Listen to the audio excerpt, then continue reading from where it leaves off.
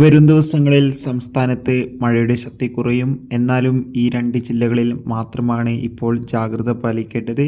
അതോടുകൂടി നാളെ ആർക്കൊക്കെ അവധി ലഭിച്ചു അതിൻ്റെ ഏറ്റവും പുതിയ അപ്ഡേഷനും ഇന്നൊരു വീഡിയോ ഭാഗത്ത് ഉൾപ്പെടുത്തിയിട്ടുണ്ട്.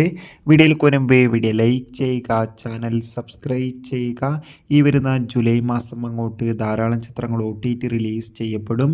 നമ്മുടെ ചാനൽ ഭാഗം പരിശോധിച്ചാൽ ആ വീഡിയോയ്ക്ക് നിങ്ങൾക്ക് കാണാൻ വേണ്ടി സാധിക്കുന്നതായിരിക്കും.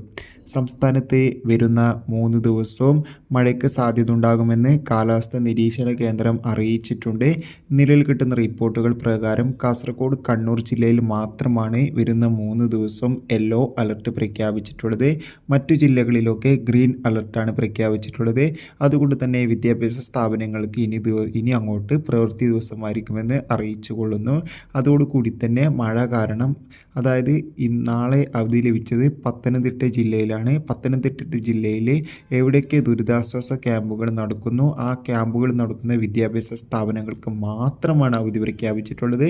മറ്റു സ്ഥാപനങ്ങൾക്ക് പ്രവൃത്തി ദിവസമായിരിക്കുമെന്നും ഈ വീഡിയോയിൽ ഉൾപ്പെടുത്തിയിരിക്കുകയാണ്.